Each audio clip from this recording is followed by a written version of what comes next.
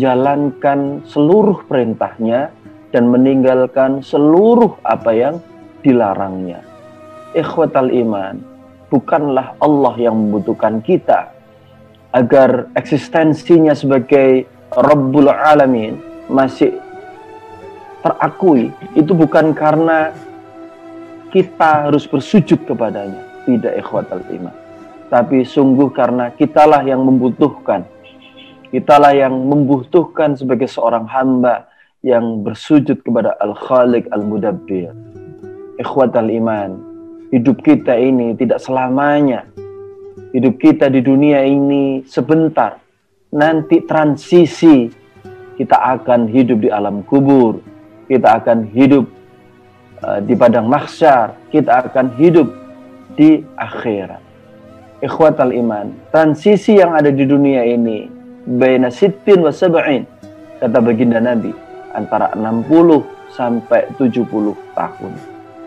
Ikhwatal iman, mudah-mudahan Allah Subhanahu wa taala senantiasa memberikan karunia kepada kita sehingga kita memang betul-betul bisa melewati yang 60 hingga 70 tahun ini dengan amalan-amalan yang diridhai oleh Allah Subhanahu wa taala.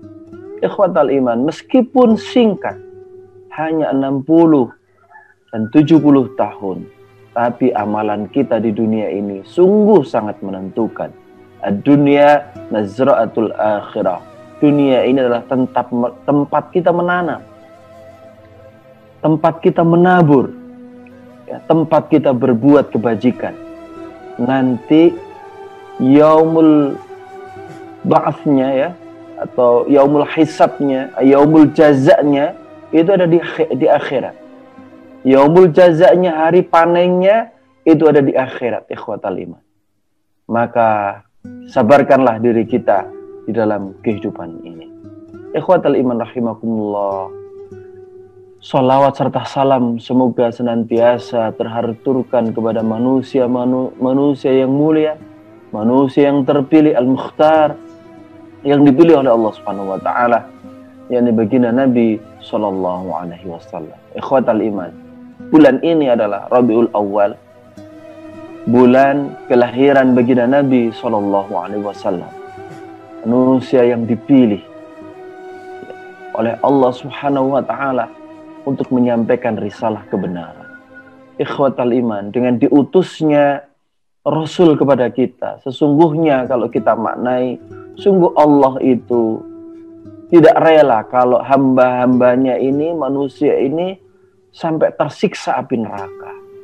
Maka Allah Subhanahu wa taala mengutus manusia pilihannya. Dan hal ini kita ada pada zaman Khatamul Anbiya wal Mursalin, yakni zaman penutup para nabi, para rasul, insan yang mulia, baginda Rasulullah Muhammad sallallahu alaihi wasallam. Ikhwatal iman rahimakumullah, pada hari ini kita juga akan meneruskan mengkaji sirah sahabat, yakni orang-orang yang ada di sekitar baginda Nabi sallallahu alaihi wasallam. Orang yang hidup sezaman dengan baginda Nabi dan bertemu dengan baginda Nabi, membersamai baginda Nabi sallallahu alaihi wasallam dalam dakwahnya, dalam mengemban risalah ini, menyampaikan risalah ini kepada umatnya. Ialah orang-orang yang ada pada zaman Nabi dan beriman kepada baginda Nabi sallallahu alaihi wasallam. Ikhwatal iman, tidak semua orang yang berjumpa dengan baginda Nabi sallallahu alaihi wasallam itu beriman. Tidak semua. Maka sungguh sangat beruntung siapa saja yang telah beriman dengan baginda Nabi dan dia juga bertemu dengan baginda Nabi, dia juga beriman.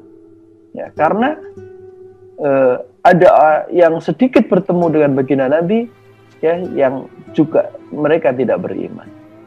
Naudzubillah min dzalik. Ikhwatal iman rahimakumullah. Bulan Rabiul Awal, bulan mengingatkan kita akan kelahiran insan yang mulia. Sebetulnya bulan Rabiul Awal bukan hanya kelahiran baginda Nabi. Ya, kelahiran ini yang akan menandai terbitnya cahaya risalah yang akan mengajarkan manusia hanya menghamba kepada Allah Subhanahu wa taala setelah masa fatrah hampir 500 tahun. Ya, yang manusia pada saat itu telah tergelincir, lalai, ya, menyimpang, yang seharusnya hanya menjalankan tauhid, agama yang telah diajarkan dan diwariskan oleh Nabiullah Ibrahim alaihissalam. Nabi manusia pada saat itu melakukan penyimpangan, melakukan kemusyrikan, mensekutukan Allah Subhanahu wa taala dengan ratusan berhala, bahkan barangkali ribuan berhala, termasuk yang ada di rumah-rumah mereka. Ikhwatal iman, bulan Rabiul Awal dengan lahirnya Nabi akhir zaman menandai terbitnya cahaya, cahaya kebenaran, cahaya tauhid, cahaya keimanan yang mengajak kembali manusia pada jalan yang lurus. Ikhwatal iman rahimakumullah, Rabiul Awal juga hari atau bulan di mana baginda Nabi SAW itu sampai ke Madinah, hijrah ke Madinah, berangkatnya akhir Syafar, nyampe Masjid Nabawi juga 12 Rabiul Awal. Era hijrah ini adalah era yang menandai cara baru atau era baru dalam berdakwah. Yang sebelumnya selama 13 tahun ada di Mekah, baginda Nabi SAW menjalankan dakwahnya ini di kuyo-kuyo istilahnya kalau orang Jawa bilang ya,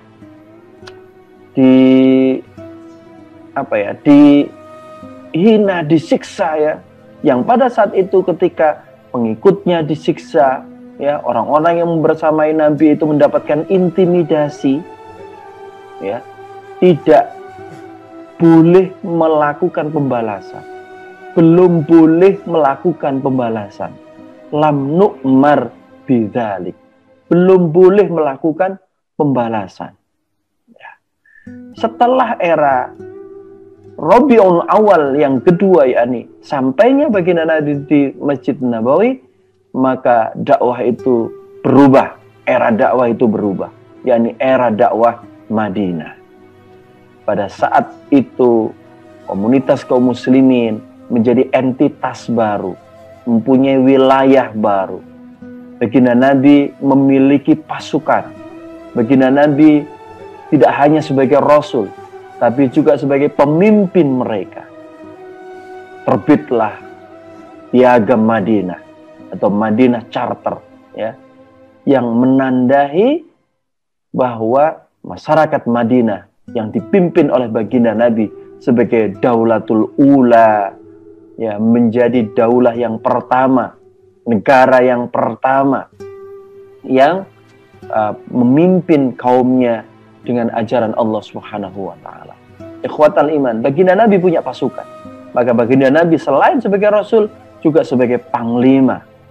Maka pada saat era dakwah Madinah tidak ada lagi kata ketika kaum muslimin itu disiksa, maka bolehlah kaum muslimin untuk melakukan pembalasan. Sehingga ikhwatal iman, di era dakwah Madinah maka muncullah ajaran jihad, muncullah ajaran untuk memerangi kaum musyrikin, kafir Quraisy. Kaum muslimin tidak lagi bersabar begitu saja, tapi diperbolehkan melakukan pembalasan. Ikhwatal iman rahimakumullah, Rabiul Awal yang ketiga adalah saat wafatnya baginda Nabi. Orang yang paling mulia ini diminta kembali kepada Allah Subhanahu wa taala, meninggalkan dunia. Era kerasulan, era kenabian berakhir. Maka ikhwatal iman, Rabiul Awal yang ketiga ini, yakni dengan wafatnya baginda Nabi pada 12 Rabiul Awal pada tahun ke-11 Hijriah. Di 12 Rabiul Awal ikhwatal iman, maka pada saat itu era kerasulan telah selesai. Namun kehidupan kaum muslimin diteruskan oleh para khulafa khulafaur rasyidin. Daulah Islam tetap berdiri. Era kekhulafaan, era kekhalifahan dimulai dengan wafatnya baginda Nabi Shallallahu Alaihi Wasallam. Era khilafah itu fataktsuru, ya, hingga banyak, ya, berkembang, ya. Islam terus berkembang, menaklukkan 2/3 dunia hingga di abad ke-14 Hijriah. Ikhwatal iman rahimakumullah, hampir 1300 tahun lebih Islam memimpin dunia, memimpin 2/3 dunia dengan berdasarkan ajaran Allah Subhanahu wa taala, mengemban risalah Al-Qur'an, mengemban risalah As-Sunnah, ijma', qiyas, menjalani kehidupan umat manusia ini dengan berdasarkan aturan syariah Allah Subhanahu wa taala. Ikhwatal iman, hari ini kita akan menyimak satu kisah sahabat Nabi yang membersamahi baginda Nabi di era-era awal dakwah sekaligus dakwah era Madinah. Ikhwatal iman, siapakah sahabat itu? Sahabat itu bernama Abu Jandal bin Suhail dan Abu Bashir. Dua sahabat ini dikumpulkan oleh penulis buku ini dalam satu judul, ya, karena memang ada irisan atas kisah dua sahabat ini. Maka dua sahabat ini ditulis dalam satu bab, satu judul, ya, di dalam kitab yang ditulis oleh Syekh Mahmud Al-Misri ini. Ikhwatal iman, siapa Abu Jandal bin Suhail dan siapa Abu Bashir ini? Mereka berdua ini orang yang sangat tegar di atas prinsip. Dan memang itulah yang terjadi. Maka ikhwatal iman, siapakah dia itu? Nasabnya adalah Abu Jandal bin Suhail bin Amru al-Quraisy, ya, al-Quraisy al-Amiri. Dia adalah Abu Jandal bin Suhail bin Amru. Ya, Suhail bin Amru telah kita simak beberapa saat yang lalu. Suhail bin Amru ini adalah duta atau delegasi Quraisy, ya, saat menuliskan perjanjian Hudaibiyah. Nanti kisahnya kita akan simak. Abu Jandal ini aslama qadiman di Makkah. Ya. Dia ini termasuk orang yang awal-awal memeluk Islam di Makkah.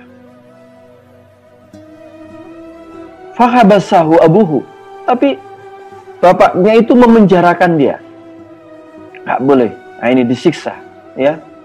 Wa uthaqahu fil hadid, dan juga mengikatnya dengan besi, ya, rantai besi. Wa mana'ahu al-hijrah, dan bapaknya ini melarangnya untuk ikut hijrah. Jadi Abu Jandal ini termasuk orang-orang yang awal memeluk Islam sebenarnya. Tapi karena bapaknya ini yang bernama Suhail bin Amru ini mencegah, bahkan membenjarakannya, mengikatnya dengan rantai besi, ya, maka ya nggak ada daya. Sementara pada saat itu Rasulullah belum diperintahkan untuk melakukan pembalasan atas perlakuan orang kafir Quraisy itu.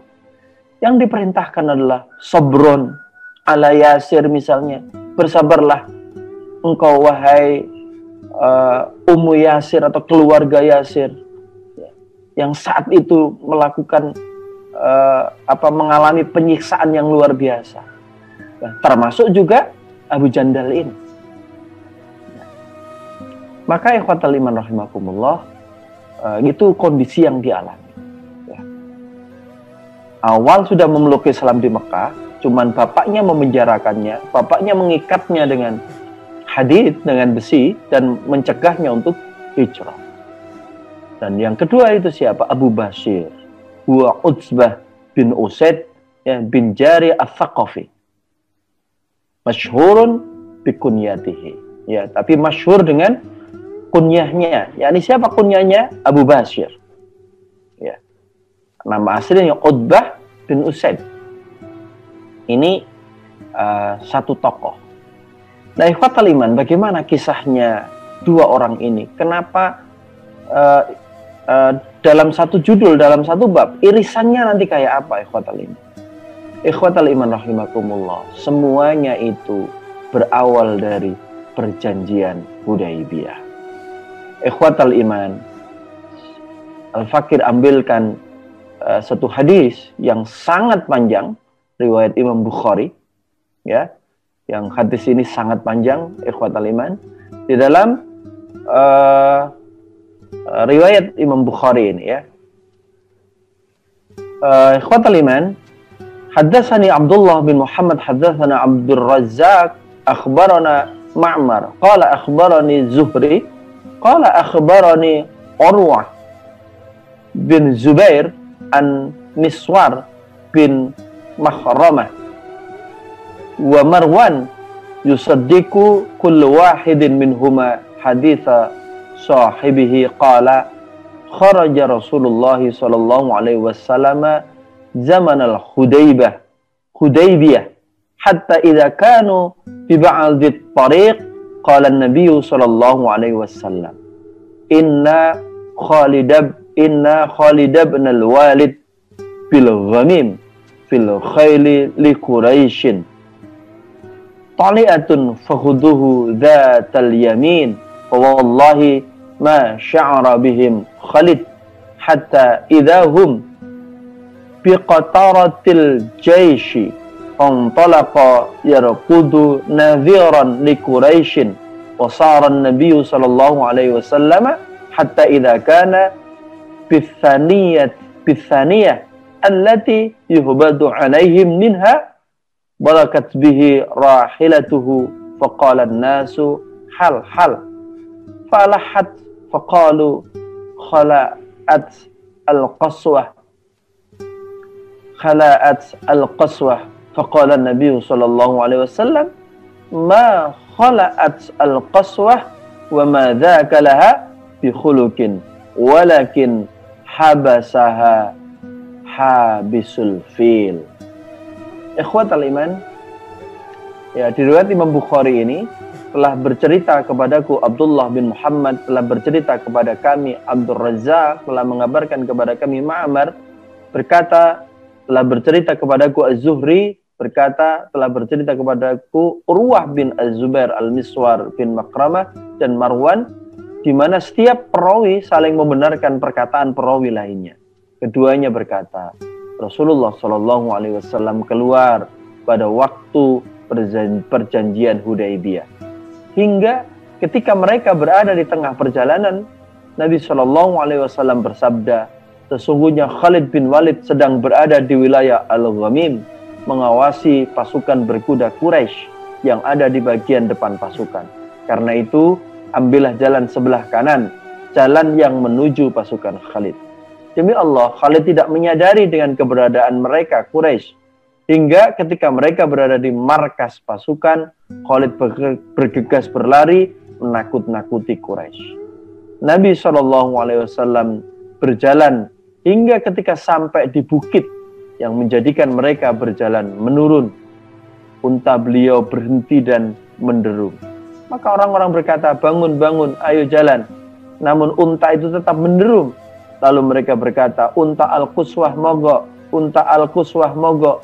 Maka Nabi SAW berkata, al-Quswah tidaklah mogok karena bukan tabiatnya, tapi dia ditahan oleh yang menahan pasukan gajah. Jadi ikhwatal iman, berhentinya unta baginda Nabi, yakni al-Quswah ini bukan semata-mata berhenti sendiri, tapi baginda Nabi menyebut yang menahan unta al-Quswah ini adalah ditahan oleh yang menahan pasukan gajah. Artinya apa ikhwatal iman? Ada campur tangan Allah Subhanahu wa taala dalam peristiwa Hudaibiyah. Maka ikhwatal iman, lalu beliau bersabda, Ya, kisah berikutnya masih lanjutan hadis tersebut. Ya, lalu beliau bersabda, demi zat yang jiwaku berada di tangannya, mereka tidaklah meminta kepadaku satu langkah perbuatan yang membuat mereka mengagungkan kehormatan-kehormatan Allah, melainkan aku pasti akan memenuhinya. Lalu beliau menghentaknya, maka onta itu bangkit. Ya, perawi berkata, maka beliau meninggalkan mereka berjalan lebih dahulu hingga singgah di ujung Hudaybiyah, di tepi sumur yang airnya sedikit, di mana orang-orang sedang mengerumuninya. Tidak lama orang-orang mengerumuninya, maka airnya habis. Lalu mereka melaporkan rasa haus kepada Rasulullah SAW. Maka beliau mencabut anak panah dari sarungnya, lalu memerintahkan mereka agar menancapkannya di sana. Maka demi Allah, setelah itu sumur itu selalu saja mengalirkan airnya yang segar untuk mereka sampai mereka meminum darinya. Ikhwatal iman, ini salah satu mukjizat baginda Nabi. Ketika mereka sedang dalam keadaan tersebut, tiba-tiba datang Budail bin Warqa al-Khuzai beserta serombongan orang dari kaumnya, yakni suku Khuza'ah. Dahulu mereka adalah orang-orang kepercayaan Rasulullah SAW dari penduduk Tihama. Ia berkata, sesungguhnya aku biarkan Ka'ab bin Lu'ay dan Amir bin Lu'ay sehingga mengambil air di tanah Hudaybiyah. Bersama mereka ada beberapa ekor unta yang baru melahirkan, yang masih menyusukan anaknya dan menjadi induk yang ditemani anaknya. Ya, mereka akan memerangi dan menghalangi tuan dari Baitullah. Jadi Rasulullah tidak boleh maju. Ya. Maka apa yang dikatakan oleh baginda Nabi? Maka beliau bersabda, sesungguhnya kami datang bukan untuk memerangi seorang pun, akan tetapi kedatangan kami untuk melaksanakan ibadah umrah. Dan sesungguhnya orang-orang Quraisy telah dilemahkan kekuatannya dan menderita kerugian akibat perang. Dari peristiwa ini setelah kekalahan Quraisy di perang Khandaq, ya, perang Ahzab, ya, peristiwa ini. Sehingga mereka memang kalah di perang Ahzab itu, yakni diluluh lantakkan oleh Allah dengan angin, ya, dingin. Setelah mengepung Madinah sekitar 45 hari, tapi mereka tidak menghasilkan apa-apa. Logistik habis, ya, peralatan perang banyak tercerai-berai, ya, karena Allah menolong, memberikan pertolongannya dengan angin besar. Ya. Allah memenangkan kaum muslimin. Allah mengalahkan pasukan Ahzab yang ada di perang Khandaq. Jadi mereka menderita kerugian akibat perang. Jika mereka mau, aku akan memberikan tempo kepada mereka untuk bebas berlalu tanpa terhalang apapun antara aku dan manusia. Seandainya aku menang, kalau mereka boleh masuk ke Islam, agama yang telah dipeluk orang banyak. Kalau tidak mau, mereka bisa beristirahat dari kelelahan berperang. Namun jika mereka enggan dari tawaran ini, maka demi zat yang jiwaku berada di tangannya, aku sungguh akan memerangi mereka. Nah, ini era Madinah nih. Ini statement baginda Nabi di era Madinah nih. Ya, aku sungguh akan memerangi mereka atas nama agama ini, hingga siapa yang akan menang lebih dahulu, dan sungguh Allah akan merealisasikan urusannya. Maka Budail berkata, aku akan sampaikan kepada mereka apa yang Anda katakan tadi. Perawi berkata, maka ia pun pergi menjumpai kaum Quraisy, lalu berkata, sesungguhnya kami datang kepadamu setelah menemui laki-laki ini, di mana kami mendengar apa yang telah dikatakannya. Jika kalian mau untuk kami paparkan perkataannya itu, maka akan kami lakukan. Orang-orang yang bodoh dari mereka mengatakan, kami tidak butuh kabar apapun tentangnya dari kamu. Dan orang yang bijak dari mereka berkata, sampaikan apa yang kamu dengar darinya. Dia, Budail berkata, aku mendengar dia berkata begini-begini, lalu dia menyampaikan kepada mereka apa yang dikatakan oleh baginda Nabi Shallallahu Alaihi Wasallam. Ikhwatal iman, kita lanjutkan ya kisahnya, bagaimana dialog itu berlanjut ya hingga sampai berjumpa dengan peristiwa Abu Jandal dan Abu Bashir. Kita akan lanjutkan bagaimana lanjutan kisahnya setelah yang satu ini. Baik para pemirsa yang dirahmati Allah, sebelum kita jeda, saya ingatkan lagi jangan lupa untuk subscribe Kafah channel ini, like video pagi hari ini, share sebanyak-banyaknya agar kajian pagi hari ini semakin bermanfaat. Lalu jangan lupa komen di kolom komentar. Jika ingin bertanya silahkan komen di kolom komentar. Nanti di sesi akhir, sesi yang ketiga, insya Allah akan saya bacakan dan langsung dijawab oleh Ustadz Harun Musa. Baik para pemirsa yang dirahmati Allah, kita jeda dulu pariwara berikut ini.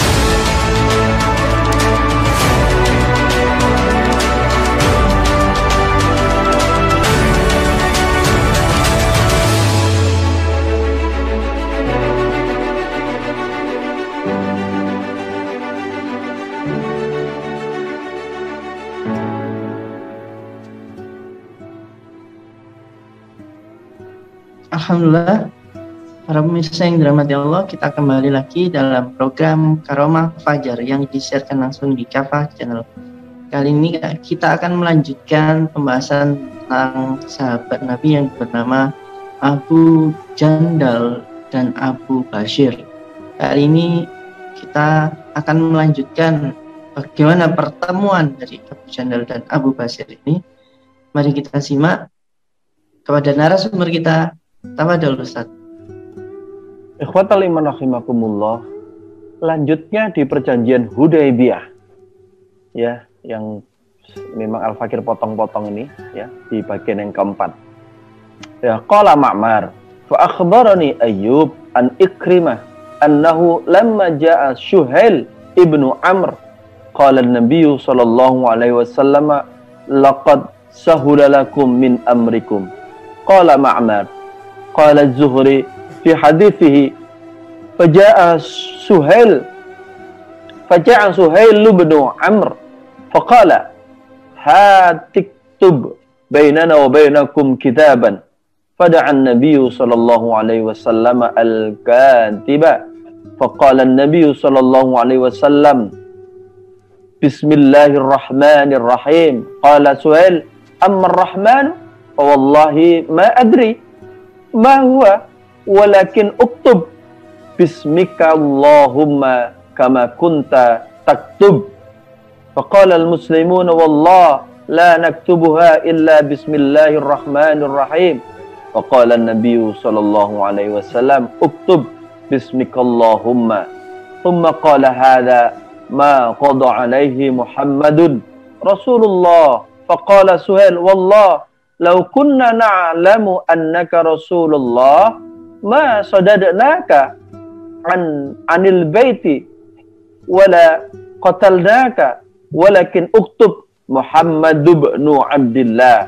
Faqala an-nabiy sallallahu alaihi wasallam wallah inni la Rasulullah wa in kadzabtumuni uktub Muhammad ibn Abdullah. Ikhwatal iman, ini adalah kisah gambaran negosiasi ya antara baginda Nabi dengan Suhail bin Amr. Ya, Suhail bin Amr ini adalah bapaknya Abu Jandal yang pada waktu itu diutus oleh Quraisy untuk menjadi delegasi melakukan negosiasi dengan baginda Nabi Shallallahu Alaihi Wasallam. Jadi Ma'mar berkata, maka telah bercerita kepadaku Ayyub dari Ikrimah bahwa dia mengabarkan ketika Suhail bin Amru datang, Nabi Shallallahu Alaihi Wasallam berkata, sungguh urusan kalian telah menjadi mudah. Ma'mar berkata, Az-Zuhri berkata dalam riwayat hadis ini, maka Suhail bin Amru datang seraya berkata, bawa kemari kertas dan buatlah surat perjanjian antara kami dan kalian. Maka Nabi Shallallahu Alaihi Wasallam memanggil seorang penulis, Al-Katib. Lalu Nabi Shallallahu Alaihi Wasallam bersabda, tulislah Bismillahirrahmanirrahim. Maka Suhail berkata tentang sebutan Ar-Rahman, demi Allah aku tidak mengenalnya. Tetapi tulislah Bismikallahumma, sebagaimana sebelumnya kamu biasa menuliskannya. Maka kaum muslimin berkata, demi Allah jangan ditulis melainkan Bismillahirrahmanirrahim. Maka Nabi Shallallahu Alaihi Wasallam berkata, tulislah Bismikallahumma. Kemudian beliau berkata, ini adalah perjanjian yang ditetapkan oleh Muhammad Rasulullah. Seketika itu juga Suhail berkata, demi Allah, seandainya kami mengetahui bahwa kamu utusan Allah, tentu kami tidak akan menghalangi kamu dari Baitullah, dan tidaklah kami memerangimu. Akan tetapi tulislah Muhammad bin Abdullah. Maka Nabi Shallallahu Alaihi Wasallam berkata, demi Allah, sungguh aku ini adalah memang benar utusan Allah, sekalipun kalian mendustakan aku. Tulislah Muhammad bin Abdullah. Nah, ini seperti itu. Jadi ini negosiasinya Suhail bin Amr. Az-Zuhri berkata, hal ini berkenaan dengan sabda beliau. Tidaklah mereka meminta kepadaku satu permintaan di mana di dalamnya mereka mengagungkan kehormatan-kehormatan Allah, melainkan pasti aku akan berikan kepada mereka. Kemudian Nabi Shallallahu Alaihi Wasallam berkata kepadanya, dengan syarat kalian memberi kebebasan kami mendatangi Baitullah untuk melaksanakan tawaf di sana. Suhail berkata, demi Allah, jangan sampai bangsa Arab bercerita bahwa kami direbut secara paksa. Namun kesempatan itu akan kami berikan untuk tahun depan. Ya, untuk tahun depan ya. Tidak tahun ini. Dan syarat berikutnya bahwa tidak seorang pun yang datang kepadamu dari pihak kami sekalipun dia sudah mengikuti agamamu, melainkan kamu harus mengembalikannya kepada kami. Lalu kaum muslimin protes, berkata, subhanallah, bagaimana mungkin dia dikembalikan kepada orang-orang musyrik, padahal dia datang sebagai seorang muslim. Ketika mereka sedang dalam keadaan bersih tegang itu, tiba-tiba datang Abu Jandal bin Suhail bin Amru dalam keadaan terikat, yang kabur dari dataran rendah kota Mekah hingga bisa bergabung di tengah-tengah kaum muslimin. Nah, pada peristiwa itu, maka Suhail berkata, wahai Muhammad, inilah orang pertama yang kamu harus serahkan kepadaku sesuai kesepakatan kamu. Nabi Shallallahu Alaihi Wasallam berkata, sungguh kita belum lagi menetapkan kesepakatan. Suhail berkata, demi Allah, kalau begitu aku tidak akan membuat perjanjian damai apapun kepadamu untuk selamanya. Nah, ini negosiasinya. Nabi Shallallahu Alaihi Wasallam bersabda, berikanlah dia kepadaku sebagai pengecualian. Ya, Suhail berkata, aku tidak akan pernah memberikannya kepadamu. Beliau kembali berkata, jangan begitu, berikanlah kepadaku. Suhail berkata, aku tidak akan melakukannya. Mikras berkata bahwa kami telah memberikannya kemudahan kepadamu. Abu Jandal berkata, wahai sekalian muslimin, apakah aku akan dikembalikan kepada orang-orang musyrik? Padahal aku datang sebagai seorang muslim. Tidakkah kalian melihat apa yang sudah aku alami? Memang Abu Jandal telah disiksa dengan siksaan yang sangat kejam karena memilih jalan Allah. Perawi berkata, maka Umar ibn al-Khattab radhiyallahu an berkata, maka aku menemui Nabiullah sallallahu alaihi wasallam. Lalu aku berkata, bukankah Anda ini benar-benar Nabi Allah? Beliau berkata, ya benar. Aku katakan, bukankah kita berada di atas kebenaran, sedangkan musuh-musuh kita di atas kebatilan? Beliau menjawab, ya benar. Aku katakan, lalu kenapa kita terima penghinaan ini kepada agama kita? Ya, ini sikap Umar ibn Khattab. Maka beliau berkata, ya, Rasulullah berkata, sungguh aku ini adalah utusan Allah dan aku tidak mendurhakainya, dan dialah penolongku. Maka aku katakan, bukankah Anda pernah mengatakan bahwa kita pasti akan mendatangi Baitullah lalu kita tawaf di sana? Beliau berkata, benar. Tetapi apakah aku mengatakannya kepadamu bahwa kita mendatanginya tahun ini? Umar berkata, aku jawab, memang tidak. Beliau berkata lagi, sungguh kamu pasti akan mendatanginya dan tawaf di sana. Umar berkata, maka aku menemui Abu Bakar. Lalu aku katakan, wahai Abu Bakar, bukankah beliau itu benar-benar Nabi Allah? Abu Bakar menjawab, ya benar. Aku katakan, bukankah kita berada di atas kebenaran, sedangkan musuh-musuh kita di atas kebatilan? Ya, dia menjawab, yakni Abu Bakar menjawab, ya benar. Aku katakan lagi, lalu kenapa kita terima kehinaan ini kepada agama kita? Ya, Abu Bakar berkata, wahai pejuang, sungguh beliau itu adalah utusan Allah, ya, sungguh adalah Rasulullah SAW, dan beliau tidak akan durhaka kepada Rabbnya, dan dialah penolongnya. Maka itu berpeganglah pada perintah beliau dan jangan menyelisihinya. Demi Allah, sungguh beliau berada di atas kebenaran. Aku katakan, bukankah beliau pernah mengatakan bahwa kita pasti akan mendatangi Baitullah lalu kita tawaf di sana? Abu Bakar menjawab, benar.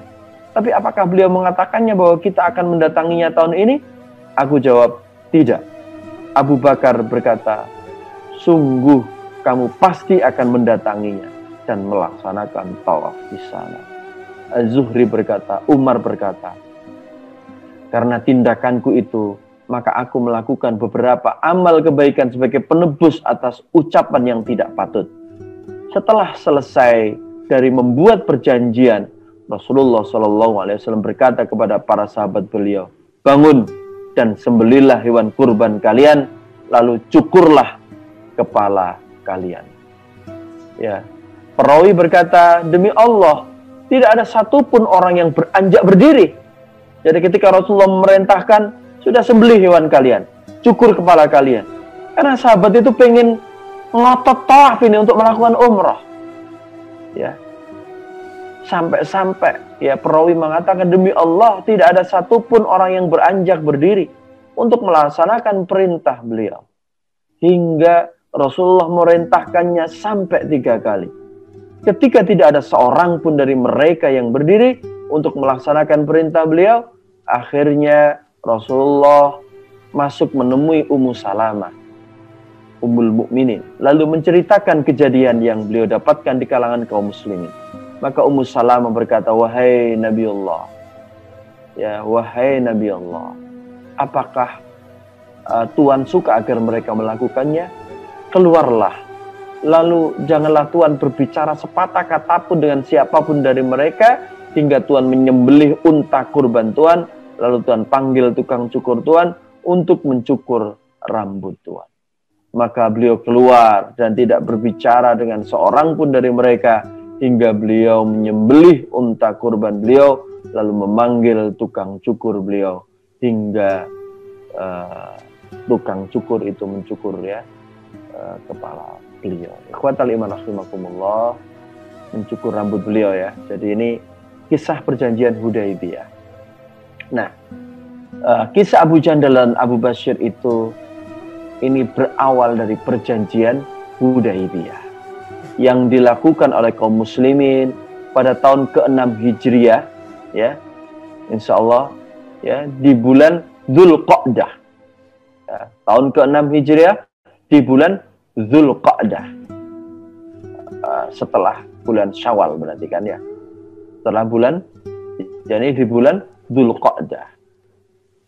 Nah, dari di riwayat Imam Bukhari, jadi dituliskan seperti itu. Nah, kisah inilah yang menjadi dasar ketegaran di atas prinsip oleh Abu Jandal dan juga Abu Bashir. Ikhwatal iman, saat perjanjian Hudaybiyah tengah ditulis, tiba-tiba Abu Jandal bin Suhail muncul, sebagaimana riwayat Imam Bukhari tadi. Ia datang menemui Nabi SAW dan para sahabat dalam keadaan terbelenggu dengan besi. Melihat kedatangan anaknya yang melarikan diri, Suhail bin Amru murka dan langsung menamparnya. Suhail memiting kerah baju anaknya dengan kasar sambil berkata, Muhammad, perjanjian antara kami denganmu telah ditetapkan dengan tegas sebelum dia ini datang. Ya, Nabi menjawab, engkau benar. Ya. Maka ikhwatal iman rahimakumullah, fasah Abu Jandal bi'ala sautihi, ya ma'syaral muslimin, arada ilal musyrikin, yuftinuni fi dini. Ya. Lalu Abu Jandal berteriak sekencang-kencangnya, ya ma'syaral muslimin, hai kaum muslimin, arada ilal musyrikin, apakah aku urida ilal musyrikin, apakah aku akan dikembalikan kepada orang musyrikin? Ya. Yuftinuni fi dini, ya. Mereka telah memberikan fitnah terhadap agamaku ini. Mereka akan berbuat sesuatu agar aku murtad. Faqala Rasulullah sallallahu alaihi wasallam li Abi Jandal, Aba Jandal, isbir waqtasib, fa innallaha ja'ala laka wa liman ma'aka minal mustada'afina farajan wa makhrajan wa inna salihunal qaum wa inna la naghzir. Beliau hanya mampu berpesan kepada Abu Jandal, Abu Jandal, bersabarlah dan berharaplah pahala dari Allah atas ujian yang kau hadapi. Sungguh Allah akan memberikan kebahagiaan dan jalan keluar untuk engkau dan orang-orang yang lemah sepertimu. Mereka telah sepakat ya membuat perjanjian dan kita tidak mungkin mengkhianatinya. Ya, sebagaimana riwayat Ibnul Athir di Asadul Ghaba. Nah, seperti itulah yang terjadi. Jadi Abu Jandal sudah seperti itu tadi, tapi ya Rasulullah tidak akan mengkhianati perjanjian itu. Tidak akan, tidak bakalan. Ya. Maka ikhwatal iman rahimakumullah, saat Rasulullah SAW kembali ke Madinah dari Hudaybiyah, Abu Bashir, yakni Utbah bin Usaid Ats-Tsaqafi, mengikuti beliau tinggal di sana. Orang-orang Mekah tidak tinggal diam dengan keadaan itu. Akhnas bin Syuraik Ats-Tsaqafi dan Azar bin Abdu Auf mengirimkan surat kepada Nabi. Keduanya mengutus masing-masing budaknya dan ditemani seorang laki-laki dari Bani Amr bin Lu'ay. Ketika ketiganya ditugaskan membawa surat yang berisikan permintaan agar Abdul Bashir dikembalikan ke Mekah. Saat surat tersebut sampai ke tangan Rasulullah, beliau pun memanggil Abdul Bashir. Ya, beliau memanggil Abdul Bashir. Beliau berkata, Abu Bashir, mereka adalah orang-orang yang telah mengikat perjanjian dengan kita. Kau telah mengetahui isi perjanjian tersebut. Dan aku bukanlah orang yang suka mengkhianati perjanjian. Pulanglah engkau bersama mereka. Ya, Abu Bashir menjawab, wahai Rasulullah, engkau pulangkan aku menuju orang-orang musyrikin. Mereka akan merusak keimananku. Qala sallallahu alaihi wasallam, ya Abu Bashir, intalik fa innallaha ta'ala sayaj'alu laka wa liman ma'aka minal mustad'afina farajan wa makhrajan. Ya. Nabi sallallahu alaihi wasallam berkata kepada Abu Bashir, ya Abu Bashir, bersabarlah dan berharaplah pahala. Karena pasti Allah akan memberikan jalan keluar untukmu dan orang-orang lemah yang bersamamu dari kalangan orang-orang yang beriman. Abu Bashir pun pergi keluar Madinah bersama 3 utusan Mekah itu. Maka saat mereka sampai di Dzulhulaifah, mereka beristirahat, duduk-duduk di suatu kebun. Abu Bashir berkata kepada seorang dari Bani Amir itu, apakah pedangmu itu tajam? Tentu. Coba kulihat, pinta Abu Bashir. Ini kalau kau mau. Jawab utusan Bani Amir. Lalu Abu Bashir menyabetkan pedang itu ke lehernya. Melihat keadaan tersebut, dua orang budak teman si Bani Amir ini berlari. Mereka kembali menuju Madinah. Mereka menemui Rasulullah SAW yang sedang duduk di masjid. Saat melihat keduanya, Rasul berkomentar, dua orang ini terlihat ketakutan. Saat mendekati Rasulullah, budak itu berkata, teman kalian telah membunuh temanku. Saat kemudian muncullah Abu Bashir yang menenteng pedang. Ia mendekati Rasulullah SAW. Ia berkata, wahai Rasulullah, Anda telah memenuhi janji Anda kepada Quraisy, sedangkan aku telah membela diriku sendiri. Maksudnya, ia meminta untuk tinggal bersama Rasulullah SAW di Madinah karena tidak ada perjanjian yang dikhianati dan harus dipenuhi lagi. Ya, Rasulullah berkata, wah gawat ini ya, genderang perang ditabuh kalau sudah begini.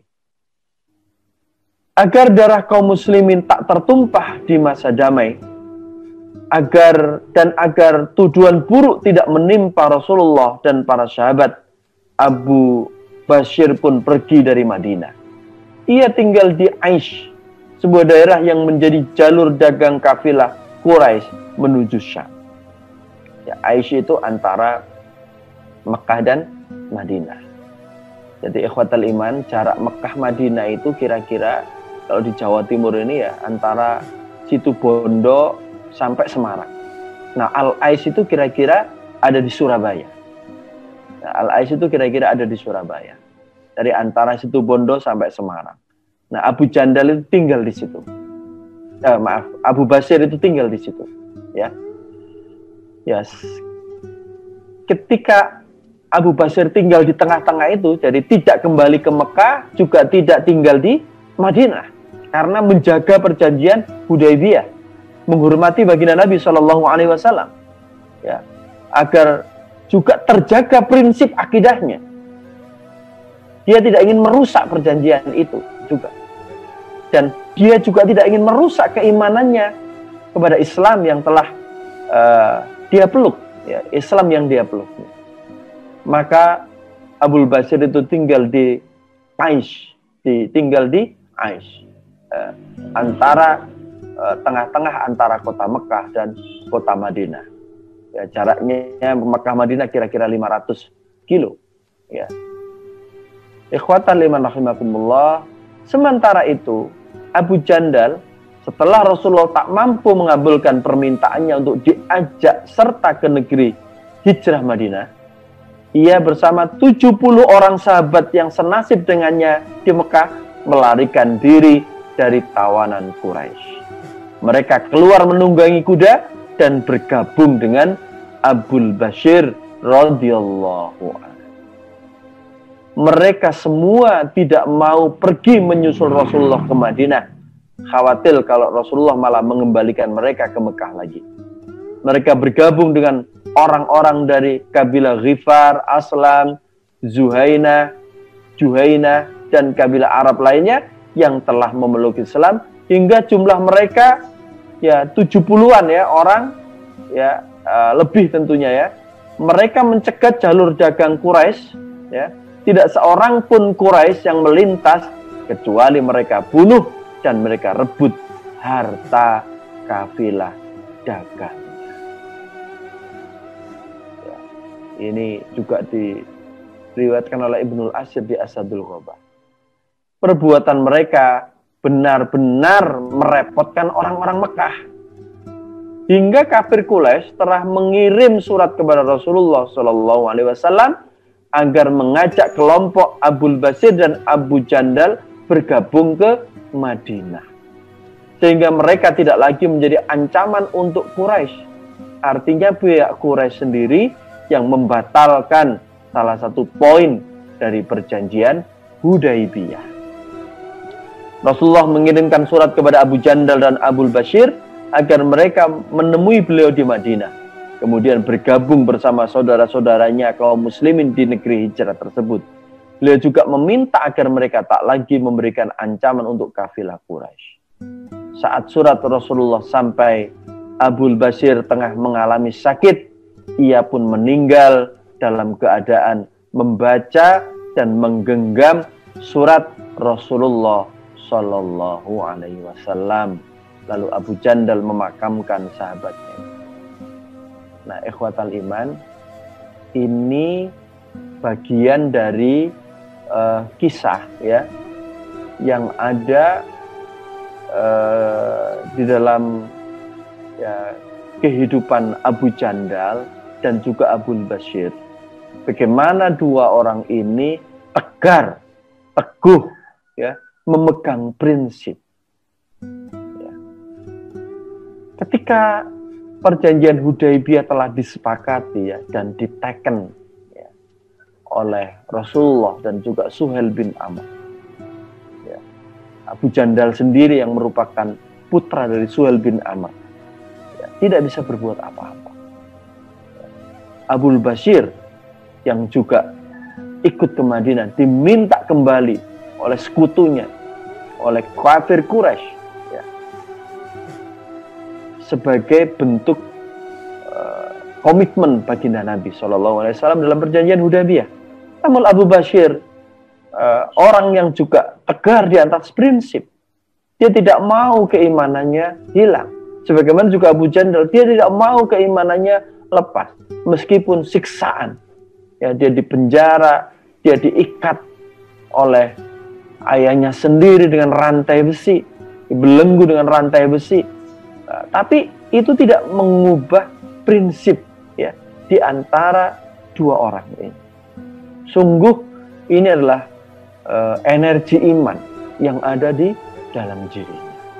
Menjadi sebuah kekuatan yang bisa melampaui batas-batas kemampuan wajar kemanusiaan. Maka ikhwatal iman, inilah yang bisa kita jadikan pelajaran.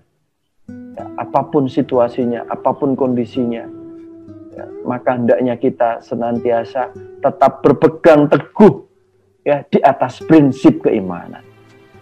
Ya, memegang teguh di atas kebenaran syariah Allah Subhanahu wa taala. Tidak mudah digoyahkan oleh apapun.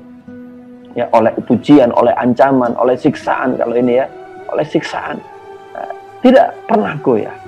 Itulah yang dialami oleh Abu Jandal, juga oleh Abu Bashir. Dan yang dilakukan, menjaga perjanjian juga itu. Maka dia tidak juga ingin merusak perjanjian antara Rasulullah dan kafir Quraisy. Dia tinggal di tengah-tengah antara Mekah dan Madinah, sambil mencegat kafilah Quraisy, memberikan ancaman kepada kafilah Quraisy. Maka kafilah Quraisy ini merasa terancam, dan Quraisy sendiri akhirnya mengirim utusan kepada baginda Nabi untuk membatalkan perjanjian 1 poin itu, meminta kelompok Abu Jandal dan Abu Bashir itu kembali ke Madinah. Inilah pelajaran ikhwatal iman dari dua orang sahabat ini. Di saat menerima surat baginda Nabi SAW untuk kembali ke Madinah, ya, ketika menggenggam surat itu sambil membaca surat itu, ya, di saat sakitnya, ya, Abu Bashir meninggal, ya, wafat Abu Bashir, diminta untuk kembali kepada kehadiran Allah Subhanahu wa taala. Nah, bagaimana kisah selanjutnya tentang Abu Jandal ketika Abu Bashir ini telah wafat saat menerima dan menggenggam surat baginda Nabi, dan itulah yang akhirnya membuat kafir Quraisy membatalkan 1 poin di perjanjian Hudaibiyah. Jadi bukan Nabi yang membatalkan perjanjian itu, yang mengkhianati poin-poin perjanjian Hudaibiyah itu, tapi kafir Quraisy sendirilah yang minta 1 poin itu dibatalkan. Bagaimana kisah selanjutnya perjalanan Abu Jandal sepeninggal Abu Bashir radhiyallahu anhu. Kita akan lanjutkan kisahnya setelah yang satu ini. Alhamdulillah, baik para pemirsa yang dirahmati Allah. Sebelum kita jeda, jangan lupa saya ingatkan lagi untuk subscribe Kafah channel ini, like video pagi hari ini, share sebanyak-banyaknya agar semakin bermanfaat, dan jangan lupa komen di kolom komentar. Yang ingin bertanya, silakan komen di kolom komentar. Nanti di sesi akhir akan saya bacakan dan insya Allah akan dijawab langsung oleh Ustadz Harun Musa. Baik para pemirsa, kita jeda dulu pariwara berikut ini.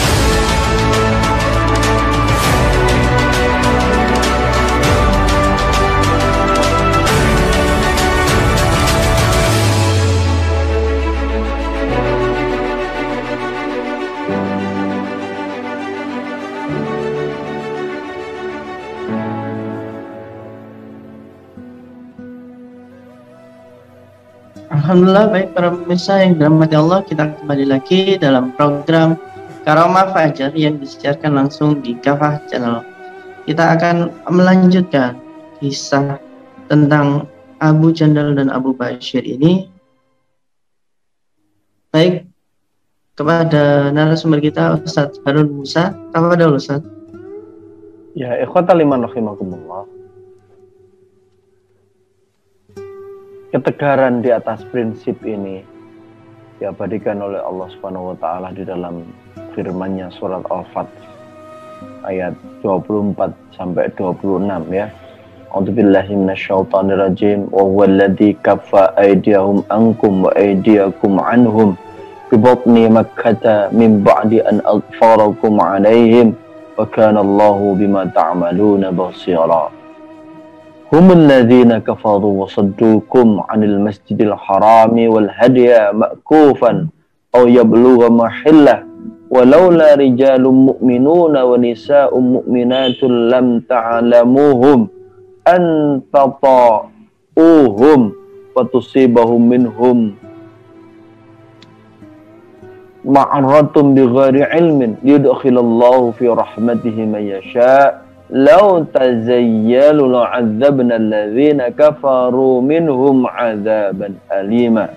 Idh ja'alna alladhina kafaru fi qulubihimul hamiyyata hamiyyatal jahiliyah fa anzalallahu sakinatahu 'ala rasulihi wa 'alal mu'minin wa alzamahum kalimatat taqwa wa kanu ahaqqa biha wa ahlaha wa kana Allahu bikulli syai'in 'alima. Dan dialah Allah yang menahan tangan mereka dari membinasakan kamu dan menahan tangan kamu dari membinasakan mereka di tengah kota Mekah. Sudah Allah memenangkan kamu di atas mereka. Dan Allah maha melihat apa yang kamu kerjakan. Merekalah orang-orang yang kafir yang menghalangi kamu dari masuk Masjidil Haram dan menghalangi hewan kurban sampai ke tempat penyembelihannya. Dan kalau tidaklah karena laki-laki yang mukmin dan perempuan-perempuan yang mukmin yang tiada kamu ketahui, bahwa kamu akan membunuh mereka yang menyebabkan kamu kesusahan tanpa pengetahuanmu, tentulah Allah tidak akan menahan tanganmu dari membinasakan mereka. Supaya Allah memasukkan siapa yang dikehendakinya ke dalam rahmat-Nya, sekiranya mereka tidak bercampur baur, tentulah kami akan mengadab orang-orang kafir di antara mereka dengan azab yang pedih. Ketika orang-orang kafir menanamkan dalam hati mereka kesombongan, yaitu kesombongan jahiliyah, lalu Allah menurunkan ketenangan kepada Rasul-Nya dan kepada orang-orang mukmin, dan Allah mewajibkan kepada mereka kalimat takwa, dan adalah mereka berhak dengan kalimat takwa itu dan patut memilikinya, dan Allah Maha mengetahui segala sesuatu. Nah, ikhwatal iman rahimakumullah, ini adalah satu firman Allah Subhanahu wa taala yang diantaranya mengabadikan ya peristiwa hal tersebut. Ikhwatal iman rahimakumullah, memang sikap tegar di atas prinsip itu adalah sesuatu hal yang penting dan menjadi anjuran agama kita, agar ya kita ini tidak menjadi orang yang plin-plan ya, menjadi orang yang gampang berubah ya. Maka teladan dari Abu Jandal dan Abu Bashir itu mengajarkan kepada kita bahwa hendaknya setiap diri itu teguh di atas prinsip. Prinsip apa? Prinsip al-haq. Ya, al-haq minallah ya. Prinsip kebenaran. Ya, tidak asal sekedar prinsip. Ya.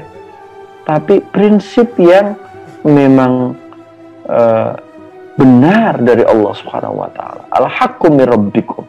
Hak itu adalah dari Tuhan kalian. Maka timbangannya adalah prinsip yang benar itu, timbangan, takaran timbangannya adalah syariah Allah Subhanahu wa taala. Ini pernah diajarkan oleh Allah dan Rasulnya atau tidak? Nah, kalau tidak pernah diajarkan oleh Allah dan Rasulnya, maka itu bukanlah prinsip yang benar. Nah, ikhwatal iman rahimakumullah, sebagaimana firman Allah dalam surat Al-An'am ayat 153.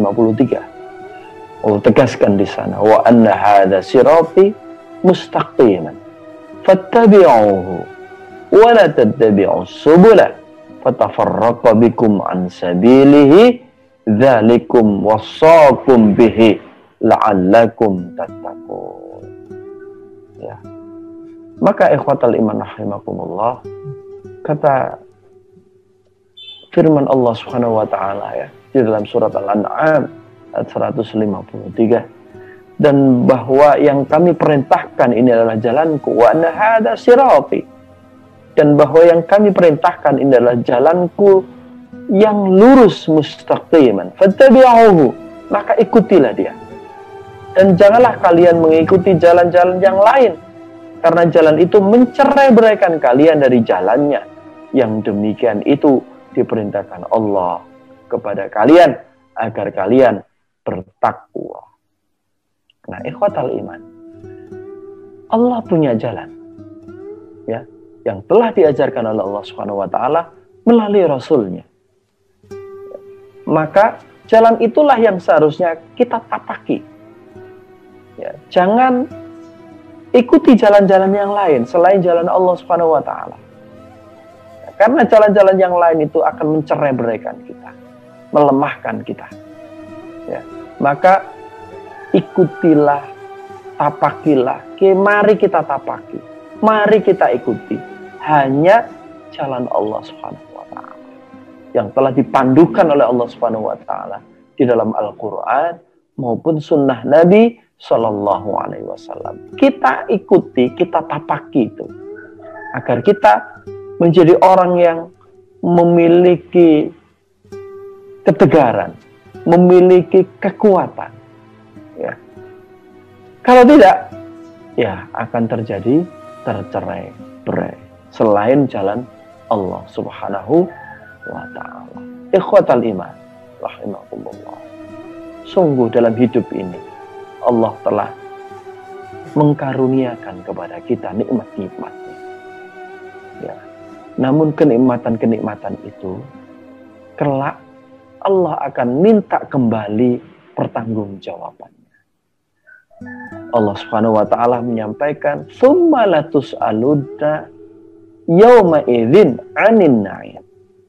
Tentang kenikmatan-kenikmatan itu kita pasti akan ditanya. Kita hendaknya mempertanggungjawabkan. Di antara kenikmatan itu apa, ikhwatan? Ya, salah satu yang dimintai pertanggungjawabannya misalnya adalah tentang an umrihi fima afnahu, tentang umur kita itu dihabiskan untuk apa? Usia kita dihabiskan untuk apa? Usia itu ditandai dengan bersemayamnya ruh kehidupan dalam diri kita. Ya. Adanya nyawa kita ini, ya, yang masih diberikan oleh Allah Subhanahu wa taala pada jasad kita ini. Ya, itu akan ditanyakan oleh Allah Subhanahu wa taala, an umrihi fima afna wa an jismihi fima ablah. Dan juga jasad kita ini, fisik kita ini, sesungguhnya fisik kita ini bukanlah milik kita sendiri, bukan. Ini adalah semata, ini adalah diberi Allah. Tangan kita ini adalah Allah Subhanahu wa taala. Ya, telinga kita, hidung kita ini adalah dari Allah Subhanahu wa taala. Ya, gerakan lutut kita bisa berjalan ke sana kemari. Ini adalah dari Allah Subhanahu wa taala dan ini adalah milik Allah Subhanahu wa taala. Yang saatnya kelak kita akan diminta kembali untuk mempertanggungjawabkan. Anjismihi fima ablah. Ya, tubuh kita ini, jasad kita ini, itu diperturutkan untuk apa? An umrihi fima afna, tentang umurnya itu habis untuk apa? Maka firman Allah di dalam surat Al-An'am ayat 162, 163. Ya, a'udzubillahi minasyaitonir rajim. Bismillahirrahmanirrahim. Qul inna salati wa nusuki wa mahyaya wa mamati lillahi rabbil alamin. La syarika lahu wa bidzalika umirtu wa ana awwalul muslimin. Katakanlah, sesungguhnya salatku, ibadahku, hidupku dan matiku hanyalah untuk Allah, Tuhan semesta alam. Tiada sekutu baginya. Dan demikian itulah yang diperintahkan kepadaku. Dan aku adalah orang-orang yang pertama-tama menyerahkan diri kepada Allah Subhanahu wa taala. Ungkapan ini ikhwatal iman, rasanya kita baca minimal sehari 5 kali.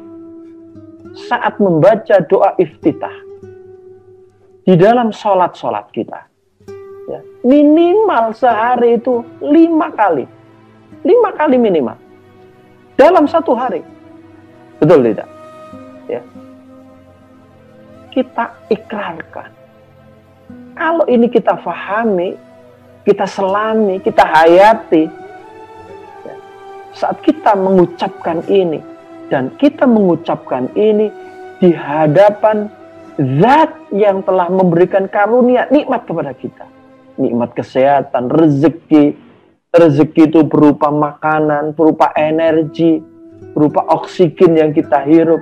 Kita ucapkan ini di hadapan Zat yang telah mengkaruniakan nikmat-nikmatnya kepada kita.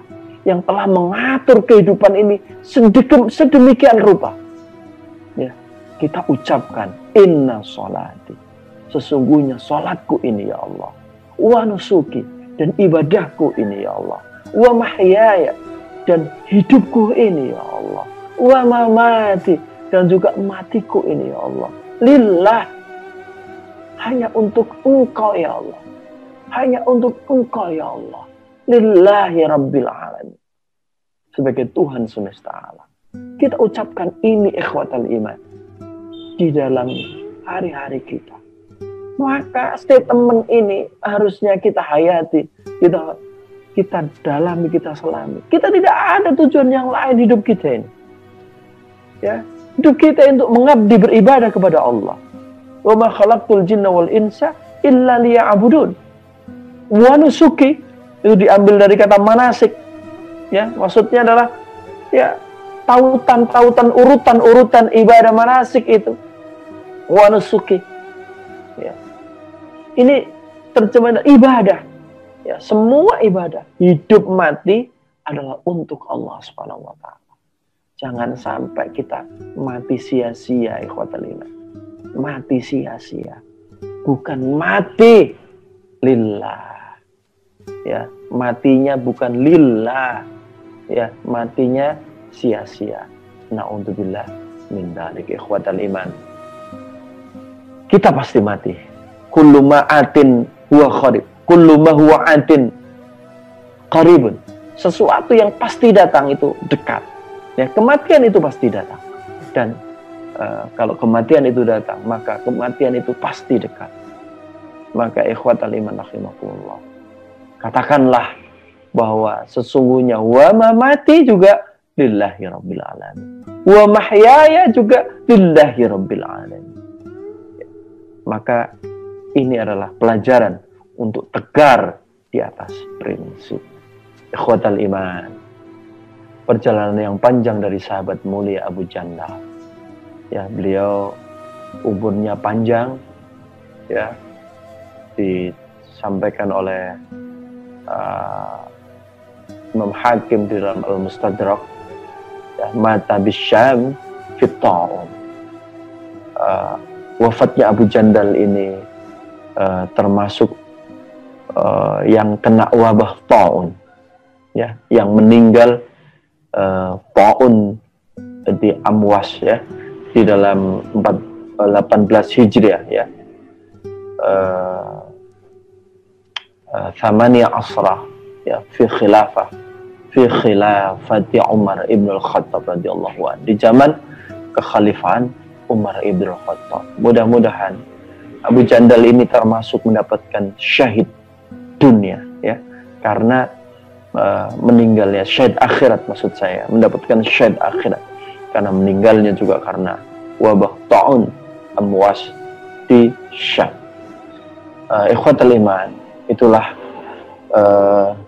sekilas kisah, ya, dari dua sahabat mulia, yakni Abu Jandal dan Abu Bashir, yang teguh memegang prinsip dalam kehidupan mereka berdua.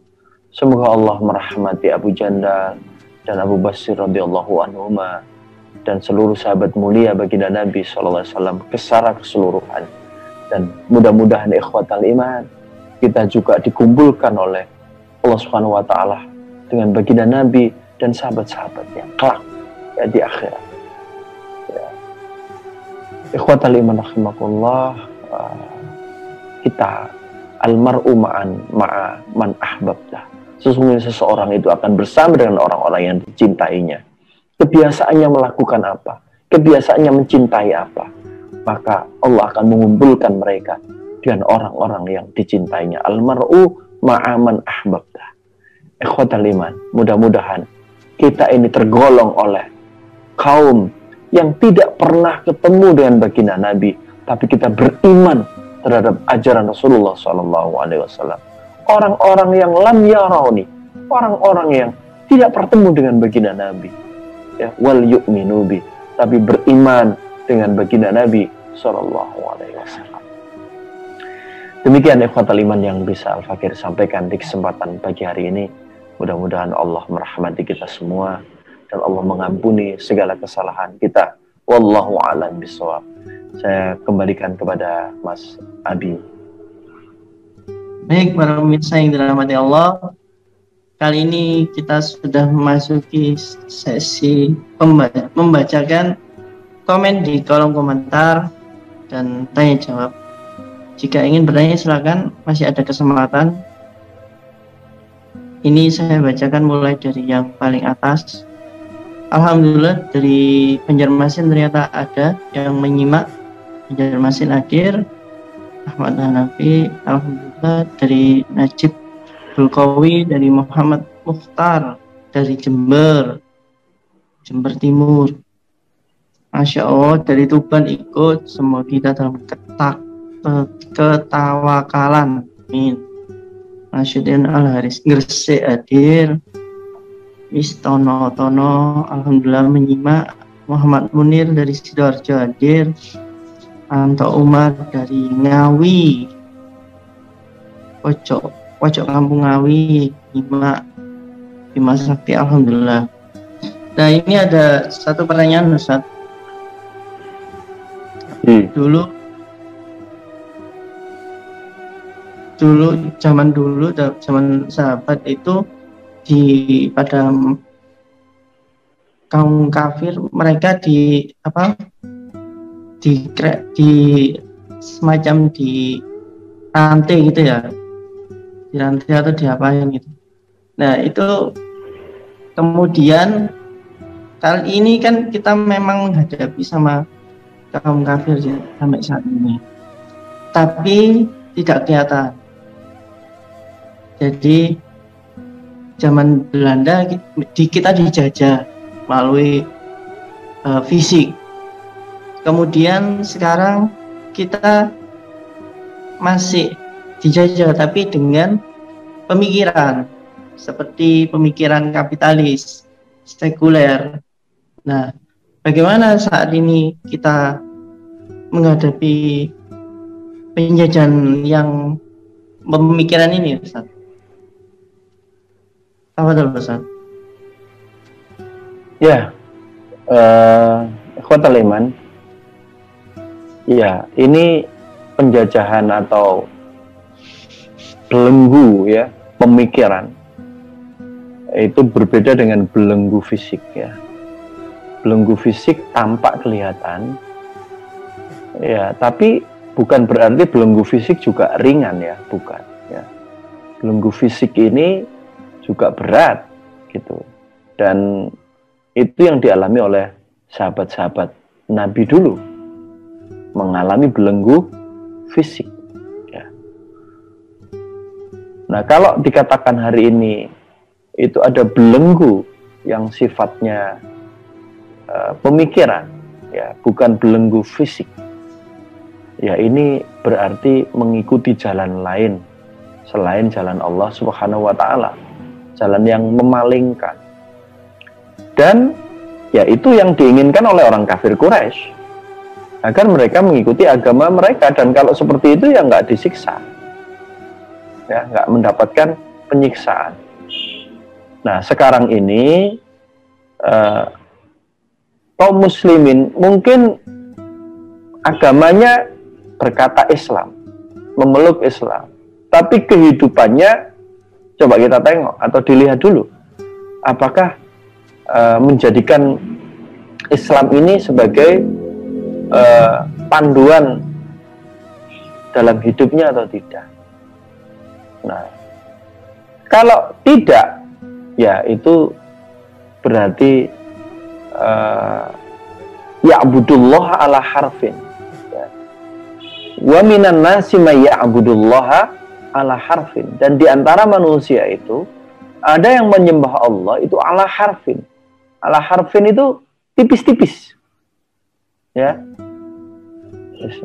jupuk enak itu lah pokoknya ya. Fa in asobathu khairan itma'an nabi, kalau ditimpa kebaikan dia tenang. Wa in asobathu syarran inqalaba ala wajhi, kalau dia ditimpa keburukan maka orang ini akan mudah berpaling. Nah, ini sudah disindir di dalam ayat Al-Quran bahwa hendaknya kita itu berislam udkhulu fisilmi kafah ya, secara keseluruhan, jangan ala harfin ya, Islam tipis-tipis ya, Islam hendaklah secara keseluruhan. Di dalam nikahnya cara Islam, tapi ngatur rumahnya hendak cara Islam ya. Bahkan pesta nikahnya itu loh, acara adat nikahnya itu loh, bisa jadi melanggar syariah Islam. Nah, itu Islam bukan sekedar akad nikahnya Islam ya kan, tapi saat resepsi pernikahannya misalnya ini ya, bercampur laki-laki perempuan, mengundang penyanyi bergoyang-goyang. Nah, ini kan apakah Islam mengajarkan begitu? Nah, ini perlu kita tengok lagi. Setelah itu mengarungi rumah tangganya ya, hendaknya para wanitanya menutup auratnya, misalnya begitu. Aurat wanita itu baina surra, aurat wanita itu ya illa kafaihi wa wajhi, seluruh tubuhnya harus nutup tubuhnya. Nah, sekarang Nggak boleh pakaian tipis, pakaian yang bentuk itu bagian dari mengatur rumah tangga, ya, mengatur putra putrinya, istrinya. Sang suami auratnya misalnya baina surra wa rukba, antara lutut dan pusarnya. Nah, itu sebagian kecil. Kemudian dalam memenuhi nafkah keluarganya juga hendaknya dia tolabul halal wajibun ala kulli muslimin. Ya, yang halal saja yang diambil. Jangan dicampur ya antara yang halal dan yang haram. Apalagi juga mengambil yang haram saja. Naudzubillah min dzalik.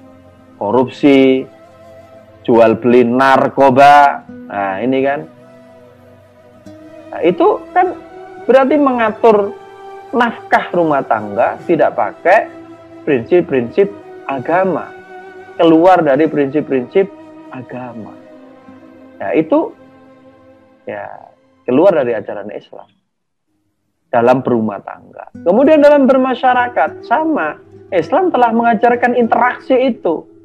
Bagaimana ketika dia bermuamalah, melakukan bisnis, tidak boleh riba, misalnya, nggak boleh ada riba, ya, nggak boleh ada bunga ya dalam transaksi, kalau nggak boleh ada ribanya, nganakno duit, nah misalnya begitu. Nah, itu nggak boleh kan. Nah, ini prinsip-prinsip muamalahnya juga harus pakai prinsip-prinsip muamalah Islam. Dalam bermasyarakat, berinteraksi dengan masyarakat. Dalam bernegara, sama. Ya, Islam telah memberikan panduan-panduan ya dalam acara hukum pidana, acara hukum perdata misalnya ya.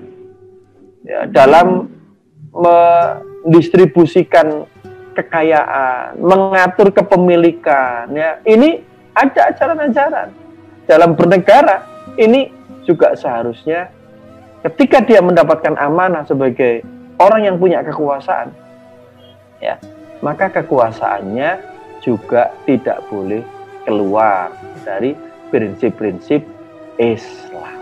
Itulah makna dari inna sholati wa nusuki wa mahyaya wa mamati lillahi rabbil alamin. Hidup dan mati adalah lillahi rabbil alamin.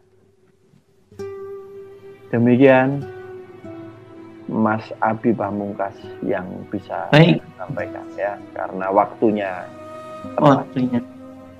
Ini. Baik.